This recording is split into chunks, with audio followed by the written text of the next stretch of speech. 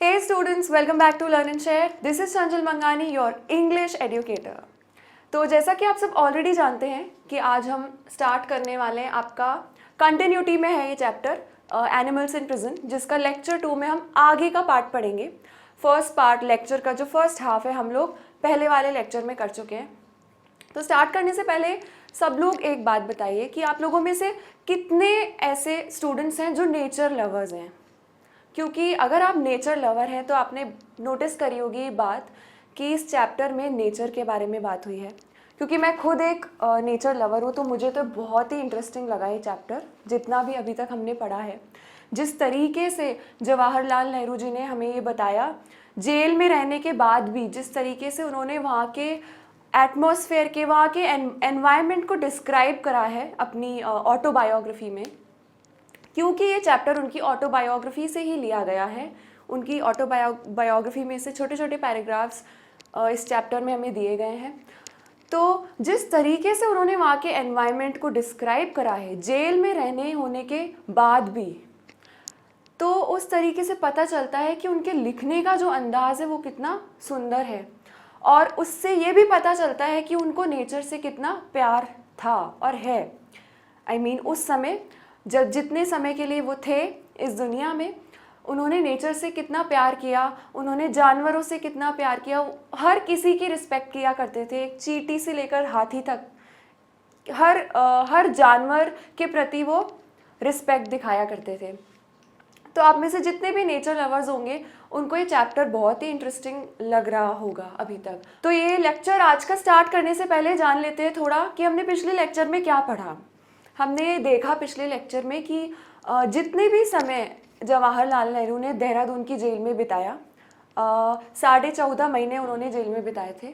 तो जितना भी समय उन्होंने वहाँ बिताया, उन्होंने बहुत ही कीनली ऑब्जर्व किया वहाँ के एनवायरनमेंट को, जेल को और नेचर को, और वो सब उन्होंने अपनी ऑटोबायोग्राफी में लिखा, जिसके कारण हमें ये पता चला कि उनका प्रकृति के प्रति नेचर कैसा है। जवाहरलाल नेहरू का स्वभाव जो है वो प्रकृति के प्रति कितना रिस्पेक्टफुल है। वो एक छोटे से छोटे, बड़े से बड़े जानवर से लेके, पक्षी से लेके हर किसी का कितना रिस्पेक्ट करते हैं। और वो प्रेरित करते हैं, हमें भी इंस्पायर करते हैं कि हमें भी हर जानवर की रिस्पेक्ट करनी चाहिए। तो जिस तरह से उन्होंने अपनी ऑटोबायोग्राफी में ये सब लिखा, उससे पता चलता है कि वो एक कीन ऑब्जर्वर भी थे। जेल में तो कैसा एटमॉस्फेयर होता है कि इंसान बहुत डिप्रेस हो जाता है, लेकिन उनकी टेंडेंसी ये थी, उनका कैरेक्टर ही ये था कि वो डिप्रेस ना होकर उन्होंने हर चीज़ को बहुत अच्छे से ऑब्जर्व किया और जेल में जितना भी टाइम वो रहे उसको अच्छे से यूटिलाइज किया और वो सारी चीज़ें लिखी। तो उसी कंटिन्यूटी में हम आज का लेक्चर स्टार्ट करते हैं। तो ये सब तो पढ़ा था हमने हमारे पिछले लेक्चर में कि उन्होंने कितने अच्छे से एनवायरनमेंट को नोटिस करा और एनवायरनमेंट के बारे में, प्रकृति के बारे में उन्होंने लिखा। लास्ट पैराग्राफ हमने किया था 8th, आज स्टार्ट करेंगे 9th पैराग्राफ से। I remember one day particularly, it was the 24th December 1932। और वो एक पर्टिकुलर डे को पॉइंट आउट करते हुए बोल रहे हैं कि it was 24th December 1932. There was a thunderstorm and rain all day and it was bitterly cold. और उस दिन क्या था? थंडरस्टॉर्म थी, तूफान, आंधी तूफान आया था जेल में नहीं, देहरादून में। एंड रेन ऑल डे, और पूरा दिन बारिश हुई। And it was bitterly cold, और पूरा दिन बहुत ही ठुरठुराती हुई ठंड पड़ी, ज़्यादा ठंड, उसको हम कहते हैं bitterly cold. Altogether, it was one of the most miserable days from the bodily point of view that I have spent in Gaul. और अगर उनके नज़रिए से देखा जाए तो वो कह रहे हैं कि वो जेल में इकलौता ऐसा दिन था जो, अगर हम खुद की बॉडी के हिसाब से देखें तो सबसे ज़्यादा ठंडा दिन था। इतनी ठंड थी कि हमारी बॉडी बर्दाश्त नहीं कर पा रही थी। बहुत ही मिजरेबल डे था, दुखी। In the evening, it cleared up suddenly and all my miseries departed when I saw all the neighboring mountains and hills covered with a thick mantle of snow. और फिर अचानक से इवनिंग में क्या हुआ, शाम में अचानक से क्या हुआ, सारा मौसम साफ हो गया और जितने भी वहाँ पर हिल्स थे और माउंटेन्स थे, वो क्या देखते हैं, वो एक बर्फ़ की चादर से ढक गए हैं ऐसे। जब भी आप देखते हो बारिश आती है और बारिश फिर चली जाती है, तो उसके बाद कैसे हो जाता है, एकदम क्लीन हो जाता है एटमॉस्फेयर। हमारे जो सराउंडिंग्स हैं उनमें जो डस्ट के पार्टिकल्स होते हैं, बारिश क्या कर देती है, उसको साफ़ कर देती है। तो वहाँ पे वैसे ही बर्फ़ का तूफ़ान जब थम गया, जब सारी बर्फ़ थम गई, बर्फ़ का तूफ़ान जो था वो थम गया, तो क्या हुआ, एनवायरनमेंट जो था पूरा क्लीन हो गया। और वो क्या देखते हैं, वहाँ के जितने भी माउंटेन्स हैं और हिल्स हैं, पहाड़ हैं जो बड़े बड़े, वो बर्फ़ की चादर से ढक गए हैं। मैंटल ऑफ स्नो का मतलब बर्फ़ की चादर, लेयर, लेयर जिसे हम बोलते हैं, मोटी layer. The next day, Christmas Day, was lovely and clear and there was a beautiful view of snow-covered mountains. और दूसरे दिन 25 दिसंबर के दिन वो क्या देखते हैं कि सारा मौसम साफ है और जो पहाड़ हैं वो बर्फ़ से ढके हुए हैं। बहुत ही उन्हें सुंदर प्रतीत हो रहा था वो दिन। आगे बढ़ते हैं।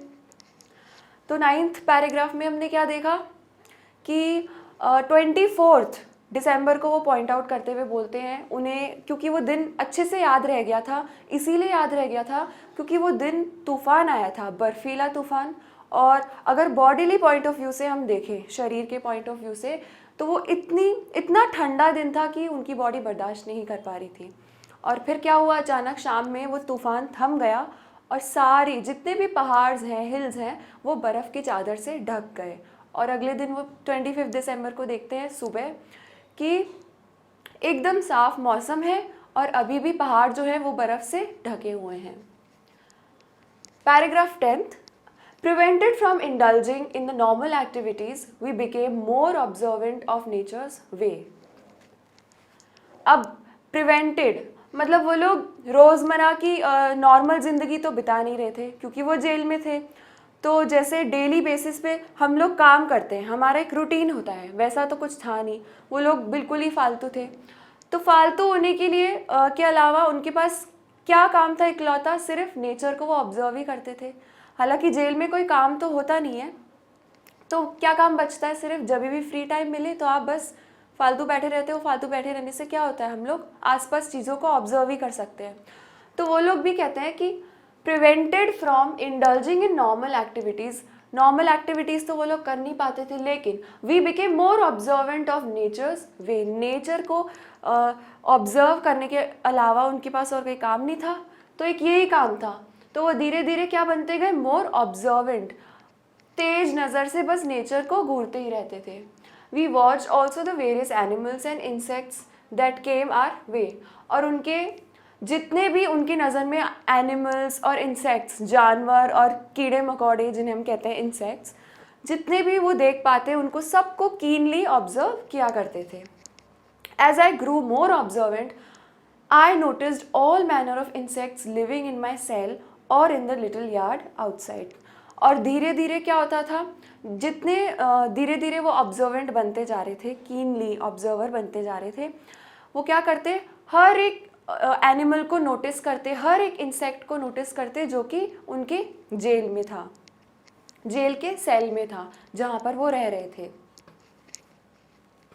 I realized that while I complained of loneliness, that yard which seemed empty and deserted was teeming with life. और फिर वो रियलाइज़ करते हैं कि वो कंप्लेन क्या करते थे कि मैं जेल में अकेला हूँ, लेकिन वो अकेले नहीं थे।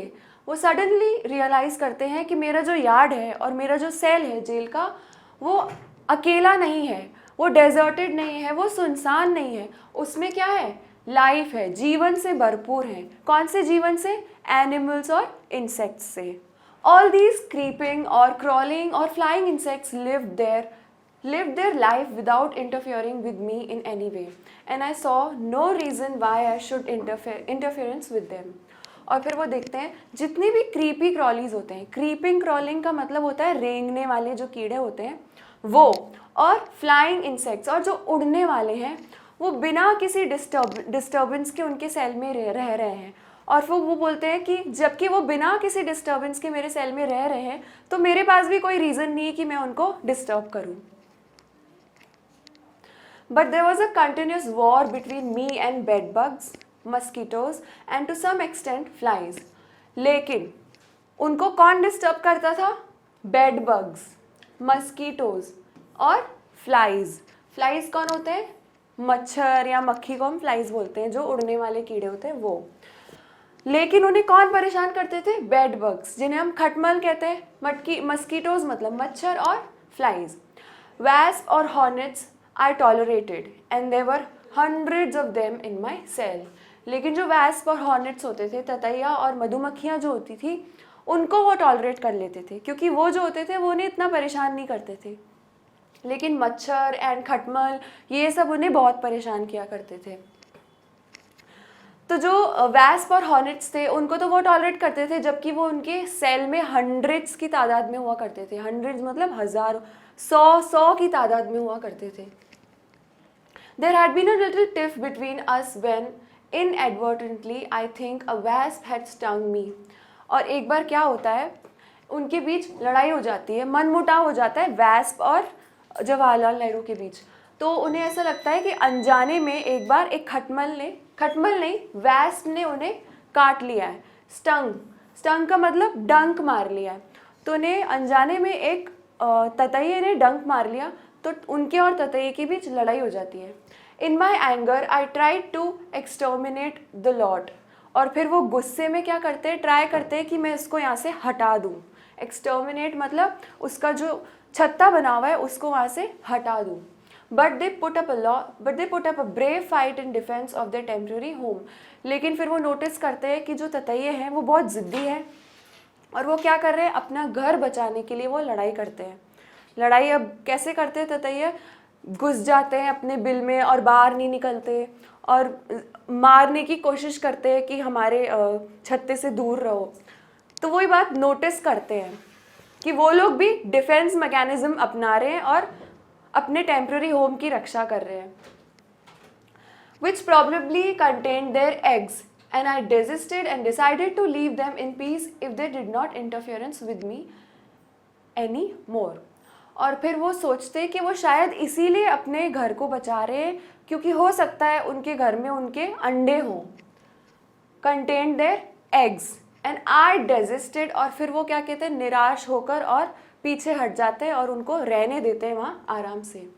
And decided to leave them in peace, शांति से उनको छोड़ देते हैं। And did not interfere with me anymore, और फिर वो ततैये भी उनको परेशान नहीं करते। For over a year after that I lived in the cell surrounded by these wasps and hornets and they were never attacked me and we respected each other. और फिर लगभग 1 साल तक वो उनके साथ ही रह रहे होते हैं, और ना वो उन्हें परेशान करते हैं और ना जवाहरलाल नेहरू जी उन्हें परेशान करते हैं। तो आराम से पीसफुली दोनों रह रहे होते हैं एक ही सेल में। तो पैराग्राफ 10th में हमने क्या देखा कि जवाहरलाल नेहरू है वो एनिमल्स की कितनी रिस्पेक्ट करते हैं, चाहे वो इंसेक्ट हो, छोटे छोटे क्रीपी क्रॉलीज हो या फ्लाइज हो। लेकिन एक बार क्या होता है, एक इंसिडेंट का वो जिक्र करते हैं कि एक बार जो ततैया था उसने गलती से उन्हें काट लिया, और फिर उन्होंने क्या किया, एंगर में, गुस्से में आके उसका जो छत्ता है, उसका जो घर है, उसको हटाने की कोशिश करी। लेकिन वो ततैया जो था वो भी डिफेंस मैकेनिज्म अपना रहा था, वो अपने घर को बचाने की कोशिश कर रहा था। और जवाहरलाल नेहरू सोचते कि शायद वो इसीलिए अपने घर को बचाने की कोशिश कर रहा है, हो सकते हैं उसके घर में उसके अंडे हों। तो वो क्या करते हैं, वो पीछे हट जाते हैं, वो नहीं हटाते, और फिर वो उन्हें पीसफुली रहने देते हैं। और लगभग 1 साल तक वो लोग आराम से बिना एक दूसरे को परेशान करते हुए पीसफुली जेल में रहते हैं। अब स्टार्ट करते हैं हम हमारे पैराग्राफ 11 से। Bats I did not like but I had to endure them. उन्हें जो बैट्स होते हैं, चमगादड़ जिन्हें हम बोलते हैं, वो बिल्कुल पसंद नहीं थे, लेकिन उन्हें सहना पड़ता था उनके साथ रहना। They flew soundlessly in the evening dusk and one could just see them against the darkening sky. और जब चमगादड़ उड़ता है, अगर हमने नोटिस करा हो तो कोई आवाज़ ही नहीं होती है। चमगादड़ बहुत ही शांतिपूर्वक उड़ के हमारे आंखों के सामने से निकल जाता है। तो वही वो बात बोलते हैं कि दे फ्लू साउंडलेसली, बिना आवाज़ के वो उड़ते हैं, in the evening dusk and one could just see them against the darkening sky. और सिर्फ हम उन्हें अंधेरे में ही देख पाते हैं, जैसे शाम ढलती है चमगादड़ निकल के बाहर आ जाते हैं और उड़ने लग जाते हैं। Eerie things I had a horror of them. Eerie का मतलब होता है डरावनी चीज़ें, जिन्हें हम स्कैरी बोलते हैं। स्कैरी या डरावनी चीज़ें। और ऐसी चीज़ों का उनको हॉरर था, उनको खौफ था। हॉरर का मतलब खौफ, क्योंकि चमगादड़ जो होते हैं बहुत ही डरावने होते हैं, तो उनको भी चमगादड़ों से डर लगता था। They seemed to pass within an inch of one's face and I was always afraid that they might hit me. और ये जवाहरलाल नेहरू जी बोलते हैं कि वो इतने पास से आके उड़ जाते हैं और निकल जाते हैं बिना किसी आवाज़ के, तो उन्हें डर लगता था कि वो कहीं मेरे सर से टकरा न जाए। आपने भी अगर नोटिस किया हो, जब चमगादड़ बाहर निकलते हैं शाम को, तो वो कैसे एकदम पास से उड़ के चले जाते हैं, हमारे सर के ऊपर से, हमारे फेस के आगे से निकल जाते हैं। तो उन्हें भी इन चीज़ों से डर लगा करता था कि कहीं वो हमसे टकरा न जाएं। Higher up in the air passed the big bats the flying foxes. और वो बोलते हैं हवा में ऊपर क्या दिखते हैं, वो बड़े बड़े चमगादड़ उड़ रहे हैं, जैसे कि फॉक्सेस उड़ रहे हो, फ्लाइंग फॉक्सेस। फ्लाइंग फॉक्सेस देखी है कभी आपने? वो उड़ उड़ के कूदती है ना, तो वो ऐसे लगता है कि वो उड़ रही हैं। तो फ्लाइंग फॉक्सेस एक जगह से दूसरी जगह छलांग मार के जाती है, बहुत ऊपर ऊंची छलांग। तो फ्लाइंग फॉक्सेस से चमगादड़ों को कंपेयर कर रहे हैं कि इतना ऊंचा ऊंचा उड़ रहे थे चमगादड़, ऐसे लग रहा था फ्लाइंग फॉक्सेस हैं। I used to watch the ants and the white ants and other insects by the hour. और हर घंटे वो क्या नोटिस करते हैं? ants, white ants, black ants और other insects. And the lizards as they crept about in the evening and stalked their prey and chased each other. और फिर क्या नोटिस करते हैं वो? lizards को। lizards मतलब छिपकली। तो वो क्या देखते हैं कि छिपकली जो होती है वो रेंग रेंग के शाम के टाइम, इवनिंग के टाइम आती है और स्टॉक करती है। स्टॉक करना मतलब देखना, चुपचाप से किसी का पीछा करना। तो छिपकली क्या करती है? पीछा करती है अपने शिकार का। इन द इवनिंग, शाम के टाइम छिपकली निकलती और अपने शिकार का पीछा करती और उसे पकड़ लेती। Weighing there tales in a most comic fashion. और छिपकली क्या करती है? वो हर चीज़ को इतना नोटिस करते थे कि छिपकली की भी हरकत वो नोटिस करते हैं। क्या करती है छिपकली? अपनी पूंछ को धीरे धीरे ऐसे हिलाती थी और इस बात पे उन्हें हंसी आती थी, जिसको उन्होंने बोला in the most comic fashion. Ordinarily, they avoided wasps, but twice I saw them stalk them with enormous care and seize them from the front. और छिपकली जो क्या करती है वो वैस्प, ततैये का शिकार हालांकि छिपकली करती नहीं है, लेकिन उन्होंने 2 बार ऐसा नोटिस करा कि छिपकली आई और चुपचाप से ततैये को देख रही थी, और जैसे ही ततैये का ध्यान नहीं था और छिपकली ने उस पर हमला कर दिया। I do not know if this avoidance of the sting was intentional or accidental. और वो बोलते हैं कि जबकि छिपकली जो है वो ततैये को खाना अवॉइड करती है, तो बोल रहे हैं अब शायद उसने गलती से उसको खाया या अनजाने में उसको खाया या जानबूझकर उसको खाया। Avoidance of the sting was intentional. Intentional का मतलब जानबूझकर, और एक्सीडेंटल मतलब हो सकता है उसने कोई और जानवर समझ के उसको खा लिया, गलती से खा लिया। तो वो था आपका पैराग्राफ 12। अब बढ़ते हैं पैराग्राफ 13 की तरफ। पैराग्राफ 12 में हमने क्या देखा कि जवाहरलाल नेहरू की टेंडेंसी इतनी कीन ऑब्जर्वेंट के नेचर के वो इंसान थे कि हर एक जानवर की छोटी से छोटी हरकत भी वो नोटिस करते थे। तो कैसे वो ततैये की हरकत नोटिस करते हैं पहले, फिर छिपकली की, फिर वैस्प, हॉर्नेट्स की, मस्कीटोज़ की, हर किसी की छोटी से छोटी हरकत नोटिस करते हैं, और उन्होंने ये सारी चीज़ें अपनी ऑटोबायोग्राफी में लिखी। आगे बढ़ते हैं 13 पैराग्राफ पर। Then there were squirrels, crowds of them if trees were about. और अगर पेड़ होते वहाँ पर तो उन पेड़ों में स्क्विरल्स होती थी, जिन्हें हम गिलहरी कहते हैं, और एक नहीं झुंड में होती थी गिलहरीज। उन पेड़ों पर वो झुंड में रहती थी।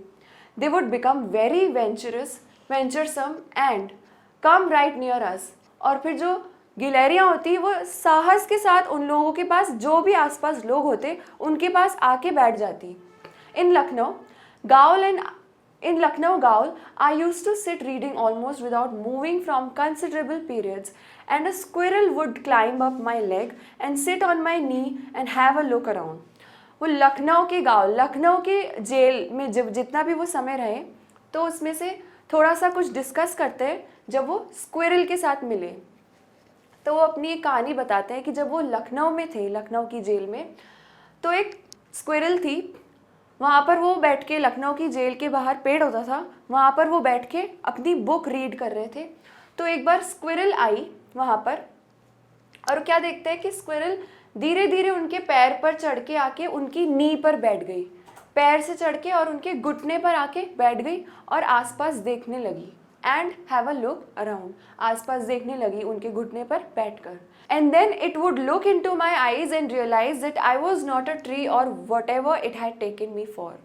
और फिर वो स्क्विरल उनकी आंखों में देखती है और उसे रियलाइज़ हो जाता है कि जो ये जहाँ पर वो आकर बैठी है वो एक पेड़ नहीं है, या वो जो चीज़ समझ के वो बैठी है वो चीज़ नहीं है, वो एक इंसान है। तो फिर आगे क्या करती है squirrel? Fear would disable it for a moment. और 1 मिनट के लिए जो उसके अंदर का डर होता है वो निकल जाता है, और and then it would scamper away. और फिर वो जैसे ही उसे रियलाइज होता है ना कि वो पेड़ नहीं है या जो भी चीज़ वो समझ के उनके ऊपर आके बैठी है, वो फटाफट से भाग जाती है। Then it would scamper away, और भगदड़ मच जाती है, अचानक से भाग जाती है। Little baby squirrels would sometimes fall down from the trees. और कभी कभी क्या होता था, जो स्क्विरल के बेबीज़ होते थे, लिटिल बेबीज़, वो पेड़ से नीचे गिर जाया करते थे। The mother would come after them, roll them up into a little ball and carry them off to safety. और फिर उनकी मम्मी जो होती थी, जो मदर स्क्विरल होती थी, वो अपने बच्चों को आके ले जाके बॉल की तरह रोल करती, क्योंकि वो उठा तो सकते नहीं है, तो वो रोल करते हुए बॉल की तरह स्क्विरल को और ले जाती, सेफ जगह पर उसको रख लेती जाके बच्चों को। Occasionally the baby got lost, और कभी कभी क्या होता था, जो बच्चे होते थे स्क्विरल के वो खो जाया करते थे। One of my companions picked up 3 of these lost baby squirrels and looked after them।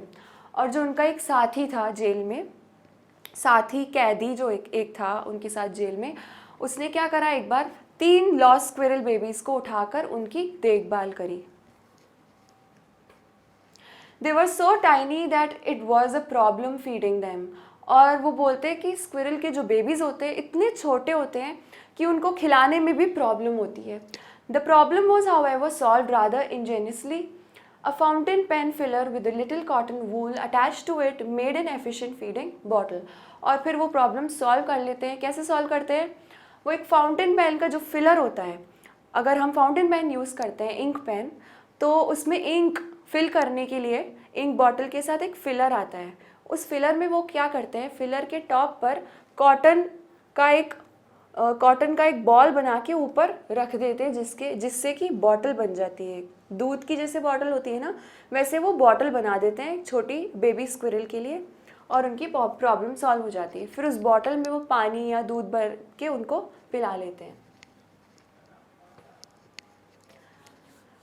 तो ये था हमारा पैराग्राफ 13। क्या देखा हमने पैराग्राफ 13 में कि जवाहरलाल नेहरू एक अपना स्टोरी शेयर करते हैं जब वो लखनऊ की जेल में थे। और क्या देखते हैं वो लखनऊ की जेल में कि वहाँ पर बेबी स्क्विरल्स हुआ करती थी जो पेड़ से गिर जाया करती थी। इसके पहले वो एक वाक्य शेयर करते हैं। वो बोलते हैं कि जो स्क्विरल्स होती थी वहाँ पर आके उनके पैर के ऊपर बैठ जाया करती थी, और जैसे ही स्क्विरल को रियलाइज़ होता कि मैं गलत जगह पर बैठ गई हूँ, या मैं जो चीज़ समझकर बैठी हूँ, पेड़ समझकर बैठी हूँ, वो ये नहीं है, तो जैसे ही उसको रियलाइज़ होता वो फटाफट से भाग जाती। और कभी कभी क्या होता था, वहाँ बेबी स्क्विरल्स होते थे, वो गिर जाया करते थे पेड़ से, और पेड़ से गिरने की वजह से वो कभी कभी खो भी जाते थे। तो जो उनके कंपेनियन थे जवाहरलाल नेहरू के साथ, जो एक और कैदी थे, वो उनकी देखभाल करते थे, उनको खिलाते पिलाते थे। तो ये सब हमने पैराग्राफ 13 में पढ़ा। अब स्टार्ट करते हैं paragraph 14। Pigeons abounded in all the gauls I went to, except in the mountain prison of Almora। और जितनी भी प्रिजन्स में जवाहरलाल नेहरू रहकर आए हैं उन सब में उन्होंने बहुत सारे तादाद में पिजन्स देखे हैं। जितने भी जेल में वो रहकर आए हैं वहाँ पे हर जेल में बहुत तादाद में पिजन्स हुआ करते थे, सिर्फ अल्मोड़ा की जेल के अलावा। अल्मोड़ा की जेल में प्रिजन्स नहीं हुआ करते थे। There were thousands of them, और हर जगह क्या होता था, हज़ारों की तादाद में पिजन्स हुआ करते थे। Sometimes the growl officials would shoot them down and feed on them, और कभी कभी क्या होता था, जो गाउल के ऑफिशियल्स हैं, जो जेलर हैं या हवालदार हैं, वो क्या करते थे, उनको शूट करते थे। आपने देखा होगा कभी कभी कई लोगों को कि पिजन्स पर गोली चला के उनको मार देते हैं और उनका शिकार करके उनको खा लेते हैं। तो वहाँ के भी जो ऑफिशियल्स थे वो पिजन्स को शूट करके और उनका शिकार करके उनको खा लेते थे। There were maniacs, of course they are to be found everywhere. A pair of them nested over my cell door in Dehradun and I used to feed them. और वो बोलते हैं कि वो पागल थे जो उनको शूट करके खा जाते हैं, क्योंकि पिजन्स तो हर जगह पाए जाते हैं। और फिर क्या होता है, a pair of them nested over my cell door in Dehradun and I used to feed them.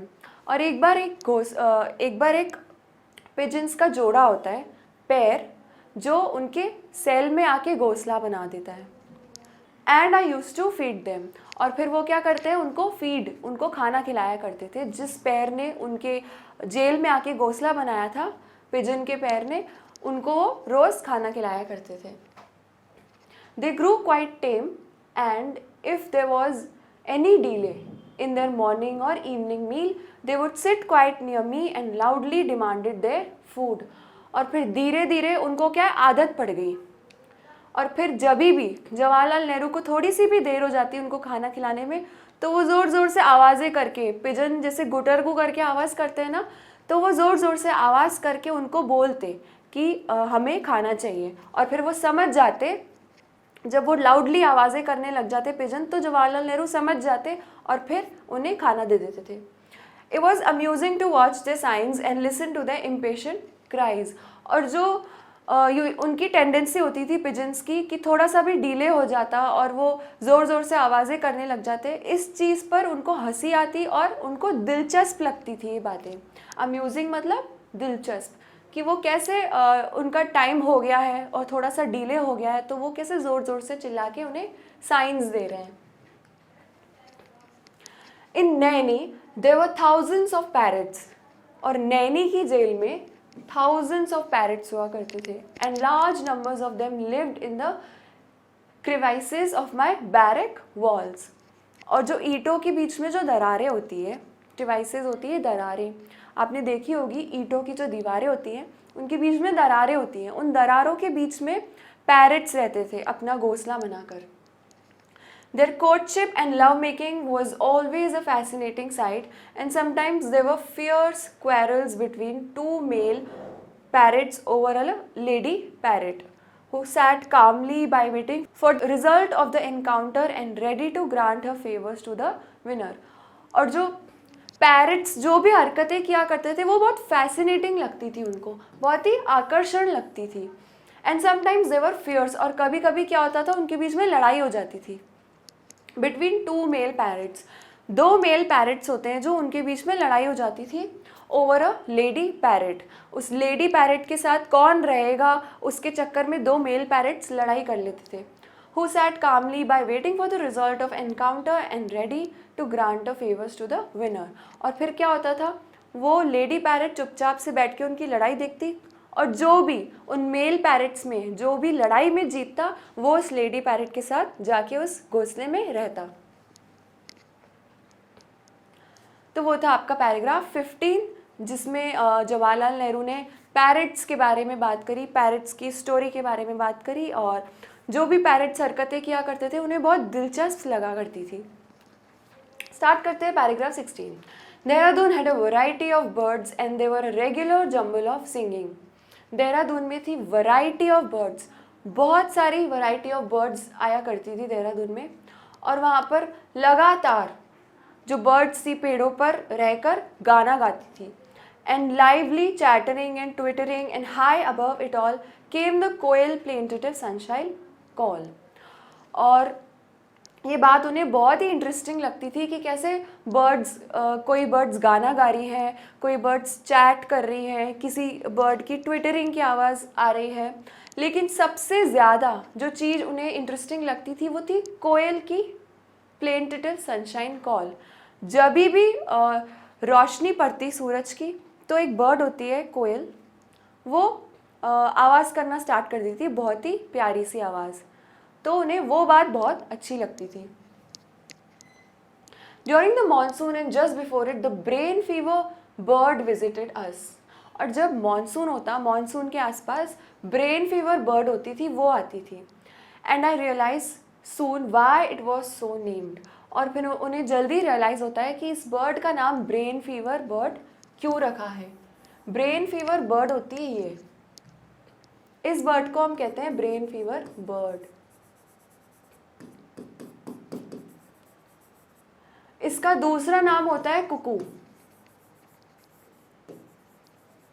Kuku bird भी कहते हैं इसको। और क्यों ब्रेन फीवर बर्ड कहते हैं इसका रीज़न भी आगे पता चलेगा अभी। It was amazing the persistence with which it went on repeating the same notes in day time and at night in pouring rain. तो ये है रीज़न, कितना इंटरेस्टिंग रीज़न है कि जो ब्रेन फीवर बर्ड होती है वो सिर्फ एक ही आवाज़ में लगातार गाना गाती थी, फिर चाहे डे टाइम हो, नाइट टाइम हो या बारिश हो रही हो, तेज़ बारिश में भी वो लगातार एक ही आवाज़ में, एक ही सुर में गाना गाया करती थी। इसीलिए उसका नाम क्या था, brain fevered bird. We could not see most of these birds, we could only hear them as a rule. और कुछ बर्ड्स को वो देख नहीं पाते थे, सिर्फ सुन ही पाते थे, क्योंकि कुछ बर्ड्स क्या होती थी, उनके विजन देखना पॉसिबल नहीं होता था, क्योंकि कई दूसरे पेड़ों पर होती थी जिन पेड़ों को वो नहीं देख सकते थे। As there were no trees in a little yard. और कुछ जो पेड़ थे जो उनके यार्ड में नहीं थे, तो वो उसकी वजह से उन बर्ड्स को नहीं देख पाते थे, वो पेड़ कहीं बहुत दूर हुआ करते थे। But I use to watch the eagles and the kites gliding gracefully high up in the air. और वो किन को देखा करते थे, ईगल्स और काइट्स को। जो चील होती है ऊपर, जो बहुत ही ऊंचा उड़ती है, वो उनको देख पाते थे। Gliding gracefully high up in the air, जैसे ग्रेसफुली वो उड़ती है ना, पंख फैलाकर सुंदर तरीके से, चीलों को वो देखा करते थे। Sometimes swooping down and then allowing themselves to be carried up by a current of air। और कभी कभी क्या होता था, वो चीलें शिकार करने के लिए बहुत ही तेज़ गति से, swooping डाउन मतलब फटाफट से किसी पर झपट्टा मारने के लिए जब चील आती है ना, एकदम स्पीड से ऐसे, तो वो देखते थे कि कई बार चीलें एकदम स्पीड से आके झपट्टा मार के और शिकार को लेके उड़ जाती थी। Often a horde of wild ducks would fly over our heads. और फिर कई बार क्या होता था, डक्स जो होती हैं उनका झुंड, झुंड को हम बोलते हैं होर्ड। भीड़ होती है ना जो डक्स की, वाइल्ड डक्स की, उसको हम बोलते हैं horde. Horde of wild ducks क्या होता था, उनके ऊपर से निकल जाया करते थे कई बार। Paragraph 17, there was a large colony of monkey in Bareilly gaol. भी पैराग्राफ बहुत इंपॉर्टेंट है, इसमें एक ब्रेवरी डिस्कस हुई है एक बंदर की। ध्यान से सुनना paragraph. There was a large colony of monkeys in Bareilly gaol. Bareilly की जेल में बहुत बड़ी कॉलोनी हुआ करती थी बंदरों की। And their antics were always worth watching. क्योंकि बंदरों की हरकतें जो होती है बहुत ही फ़नी और बहुत ही इंटरेस्टिंग होती है, तो बोलते हैं जो उनकी हरकतें थी, एंटिक्स को हम क्या बोलते हैं, हरकतें। जो उनकी हरकतें थी वो देखने लायक हुआ करती थी। वर्थ वॉचिंग मतलब देखने लायक। One incident impressed me. और जिस इंसिडेंट की मैं बात कर रही हूँ, जिस ब्रेवरी की मैं बात कर रही हूँ, वो ये इंसिडेंट है जो उन्होंने डिस्कस करा है, जिस इंसिडेंट ने उन्हें भी प्रभावित करा। A baby monkey managed to come down into our barrack enclosure and he could not mount up the wall again। और एक बार क्या होता है, एक छोटा सा बंदर का बच्चा गलती से इनके बैरक में आ जाता है, एनक्लोजर में आ जाता है, मतलब जेल की चार दीवारी के बीच आके छोटा सा बंदर का बच्चा गिर जाता है। And he could not mount up the wall again. और फिर वो ऊपर से दीवार कूद के चढ़ के नहीं जा पाता। The warder and some convict overseers and other prisoners caught hold of him and tied a bit of string around his neck. और जो वार्डर्स होते हैं जो जेल की देखभाल करते हैं और जो कॉन्विक्ट से मतलब जो कैदी थे, और वो क्या करते हैं, उस बंदर को पकड़ के उसके गले पर रस्सी बांध देते छोटी सी। फिर आगे क्या होता है, the parents प्रिजम्बली of the little one saw all this from the top of the high wall.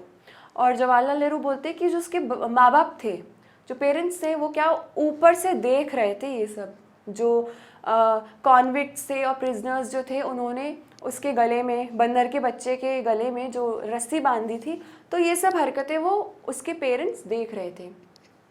And their anger ग्रू, और उनका गुस्सा बढ़ गया। Suddenly one of them, a huge monkey, jumped down and charged almost right into the crowd which surrounded the baby monkey। और फिर suddenly, अचानक से क्या होता है, एक बड़ा सा विशाल बंदर आता है और क्या करता है, क्राउड के बीच में जंप मारता है, झपट्टा मारता है। जितनी भी क्राउड थी ना कॉन्विक्ट्स की, जेलरों की और कैदी की, उनके बीच में आके झपट्टा मारता है। It was extraordinary brave thing to do, for the warriors had sticks and lathis and they were waving them about and there was a quiet crowd of them। और फिर बोलते हैं कि ये जो सीन जो हुआ, वाक्य हुआ, क्या हुआ कि वो बंदर जो था आके झपट्टा मारता है, उस क्राउड के बीच में आके खड़ा हो जाता है, जबकि उस क्राउड में वॉर्डर्स थे जिनके पास स्टिक्स थी और क्या थी, लाठी थी, डंडे थे दोनों के पास। जो प्रिजनर्स थे, जो कैदी थे और जो वार्डरर्स थे जो जेल की देखभाल करते हैं, उन सबके पास डंडे थे। फिर भी वो बंदर आके उन क्राउड के बीच खड़ा हो जाता है। Reckless courage triumphed and the crowd of humans fled terrified. और फिर क्या होता है, रेकलेस करेज, जो साहस उस बंदर ने दिखाया, उसकी जीत होती है। And the crowd of humans fled terrified. और जो आसपास जो घेरे हुए थे छोटे बंदर को, जितने भी लोग, वो डर के मारे पीछे हट जाते हैं। Leaving the sticks behind them the little monkey was rescued. और फिर क्या होता है, सब लोग अपने डंडे फेंक कर भाग जाते हैं उस बंदर से डर के, और वो अपने बच्चे को उठाकर भाग जाता है। तो इस पैराग्राफ में इम्पॉर्टेंट क्या है, उन्होंने ब्रेवरी की बात करी है कि जहाँ पर ब्रेवरी होती है वहाँ पर जीत होती है। कैसे उस बंदर ने ब्रेवरी दिखाई, जबकि जितने भी लोग थे, जितने भी प्रिजनर्स थे और वार्डर्स थे, उनके हाथ में डंडे थे, वो चाहते तो मार सकते थे, लेकिन उस बंदर की, इकलौते बंदर की ब्रेवरी देखकर वो डर गए और पीछे हट गए, और बंदर अपने बच्चे को उठाकर भाग गया। तो यहाँ ख़त्म होता है आपका लेक्चर नंबर 2। अब आगे के लेक्चर में हम रेस्ट ऑफ द जितना भी बचा हुआ चैप्टर है वो कंप्लीट करेंगे। आपकी जितनी भी क्वेरीज हो आप कमेंट सेक्शन में बताएं, हम लोग ज़रूर सॉल्व करेंगे। Thank you.